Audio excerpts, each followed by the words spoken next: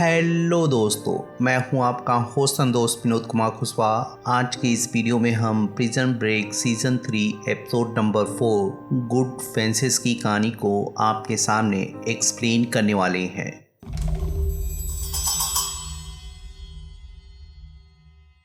तो कहानी की शुरुआत लिंकन से शुरू होती है, जो सोना जाते समय मायूस होकर बॉक्स के बारे में सोच रहा होता है। वहीं सोना में अभी भी माइकल की नज़र ग्रेव डिगर के ऊपर टिकी होती है, लेकिन जब जेम्स आकर अपनी बुक को फिर से मांगता है तो माइकल के मना करने पर उसकी जेम्स से बहस हो जाती है। फिर थोड़ी देर बाद जब लिंकन आकर उससे मिलता है तो उसके खोए हुए होने की वजह से माइकल जब उसे टोकते हुए पूछता है तो लिंकन उसकी बात को दूसरी तरफ मोड़ देता है। तो माइकल ग्रेव डिगर के बारे में उसे बताकर उसे नोट देते हुए बताता है कि उसे आगे क्या करना है, लेकिन वापस जाते समय जब लिंकन बहुत बुरी तरह से टूट जाता है तो हमें पता चलता है कि उस बॉक्स के अंदर सारा का कटा हुआ सर था या सारा मारी जा चुकी है। फिर जब लिंकन सूजन से मिलता है तो वो उसे समझाते हुए बताती है कि हम इस लड़ाई में बस एक सोल्जर है, और अगर अब तुम्हारा भाई और तुम खेल खेलने से बाज आ चुके हो तो एलजे सही सलामत रहेगा, लेकिन अगर अभी भी तुम्हें खेल खेलना है तो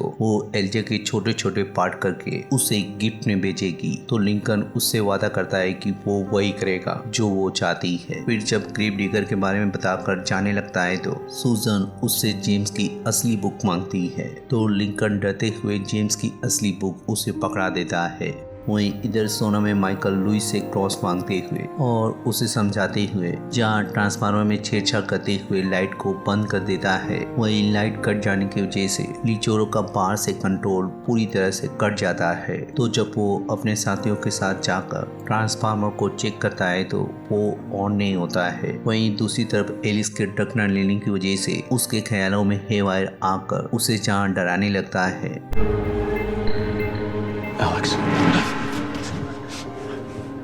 वही जब माइकल वहाँ पे आकर एरिक से बातचीत करते हुए उसे बताता है कि वो उसकी टीम के अंदर शामिल हो चुका है, लेकिन उसे उसकी मदद करते हुए ब्लैक पेन ला के देना पड़ेगा। तो एलिक्स उसकी बात को मानकर पेन को ढूंढने में लग जाता है। वहीं दूसरी तरफ जब जेम्स सोफिया से फिर से मिलता है तो सोफिया उसे बताती है कि वो जानती है कि माइकल उसे जेल से भगाने की कोशिश कर रहा है। तो जेम्स जहाँ उसे कंपनी के बारे में बता देता है कि वो लोग उससे कोऑर्डिनेट चाहते हैं। तो जब सोफिया उसे जोर देते हुए बताती है कि वो उसकी मदद करना चाहती है तो जेम्स उसे माइकल और लिंकन के बारे में पता करने को बोलता है। वहीं जब अंदर लिचोरो लाइट की वजह से परेशान हो रहा होता है तो वो टी-बैग को अपने पास बुलाकर जब उससे कंफर्म करता है कि माइकल एक इंजीनियर है, तो जब लिचोरो उसके पास जाकर उससे पूछता है कि क्या वो बिजली को पानी की तरह ही ठीक कर सकता है, तो माइकल उसे समझाता है कि ये मुमकिन नहीं है क्योंकि पाइप की लाइनें अंदर बिछी हुई थी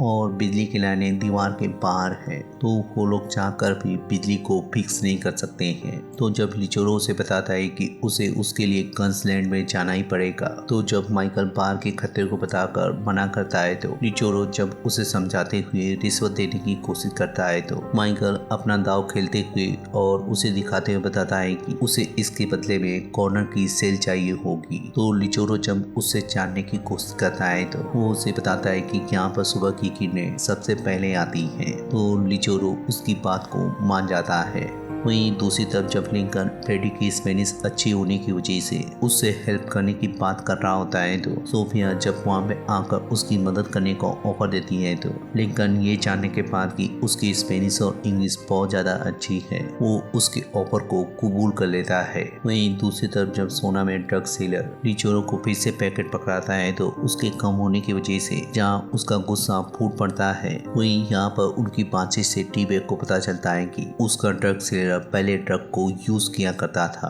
तो जब थोड़ी देर बाद लिचोरो को बाहर जाने की परमिशन मिल जाती है तो वो जहाँ माइकल को दिखाने के लिए बाहर ले जाने लगता है, वहीं हेवायर फिर से अपीयर होते हुए एलिस को भड़काते हुए बताता है कि वो उसे छोड़कर भाग रहा है। वहीं बाहर जाने के बाद जब कर्नल से बातचीत करते हुए लिचोरो को पूरी तरह से सिक्योरिटी मिल जाती है तो माइकल को ना चाहते हुए भी बेली को अपने साथ लेना पड़ता है। वहीं लिंकन सोफिया के साथ ग्रेव डिगर के पास पहुंचकर जब उससे बातचीत करता है तो वो अपनी गाड़ी के बदले में उससे जहां $15,000 मांगता है, वहीं इधर जब माइकल और उसकी टीम पूरी तरह से गड्ढा खोदकर इलेक्ट्रिक बॉक्स को पा जाती है तो माइकल जहां तार में टेप लपेट कर मिट्टी से ढकने लगता है, वहीं बेली अपनी आंखों से बात बनाते हुए उसके ऊपर शक होने की वजह से वो जहां बहाना बनाकर लिचोरो के पास पहुंच जाता है और जब उसे समझाने की कोशिश करता है कि माइकल यहाँ से भागने की प्लानिंग बना रहा है तो पहले तो लिचोरो उसकी बात को नहीं मानता है, लेकिन जब बेली उसे बताता है कि उसकी जेल में उसने भी माइकल के ऊपर भरोसा करने की कोशिश की थी लेकिन वो वहाँ से गड्ढा खोद कर भाग गया था,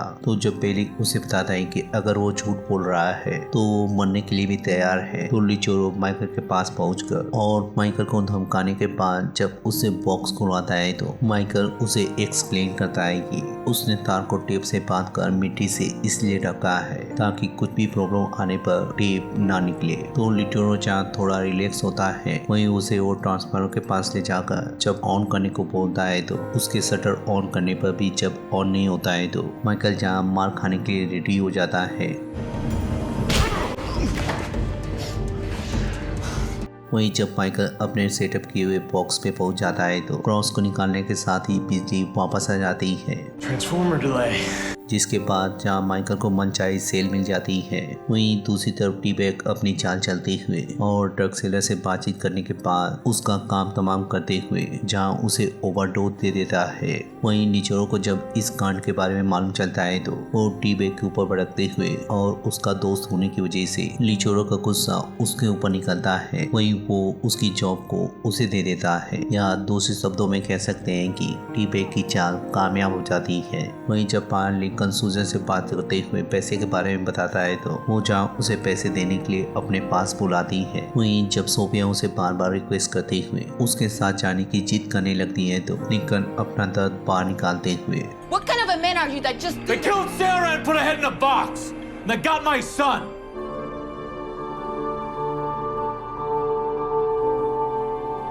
Lincoln, I'm sorry. You still here?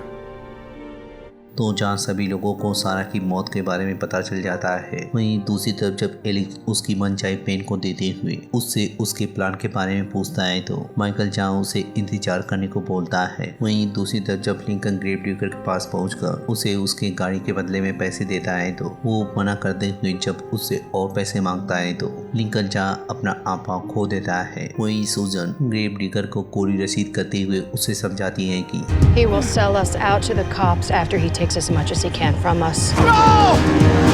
वहीं जब माइकल अपने सेल में पैकिंग कर रहा होता है तो हेवायर फिर से अपीयर होते हुए जब एलिस को भड़का रहा होता है तो यहाँ उसे मारने की बात कर रहा होता है तो टी-बैग वहाँ पे पहुंचकर और उसकी हेल्प करते हुए जहाँ उसके लिए इंजेक्शन छोड़ जाता है। वहीं दूसरी तरफ सामी के लोग जब बेली को वहाँ पे ले आते हैं तो लिचोरो उसकी बात को याद दिलाते हुए उसकी पीठ के ऊपर गर्म कॉफी गिरा देता है।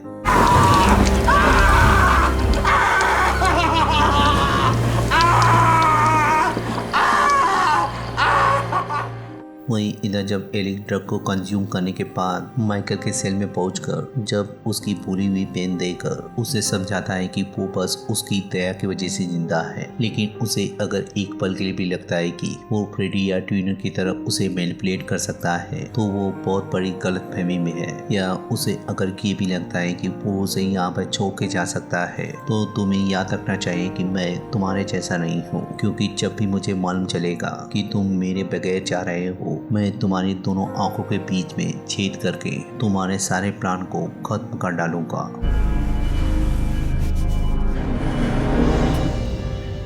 फिर जब थोड़ी देर बाद माइकल को लिंकन से पता चलता है कि फ्रेडी ग्रेव डिगर की जगह ले चुका है तो माइकल उसको देखने के बाद जहाँ राहत की सांस लेता है, वहीं दूसरी तरफ मेल से जेम्स को उसकी बर्ड बुक मिल जाती है, साथ ही ये भी वार्निंग मिलती है कि उसका टाइम खत्म हो रहा है। वहीं दूसरी तरफ जब फ्रेडी लाशों को उतारने के बाद जहाँ बॉडी को डिकम्पोज करते हुए फेंसिंग पे छिड़क कर उसे पिघलाने लगता है, क्योंकि कैस्टोन ऑयल एक ऐसा केमिकल है जो कि धूप के संपर्क में आने पर किसी भी भी स्टील की चीजों को पिघला सकता है। तो माइकल के इसी प्लान के साथ जान ये एपिसोड यहीं पे खत्म हो जाता है। वहीं मिलते हैं इसके अगले एपिसोड में या किसी और टीवी सीरीज को एक्सप्लेन करते हुए। तब तक के लिए शुक्रिया।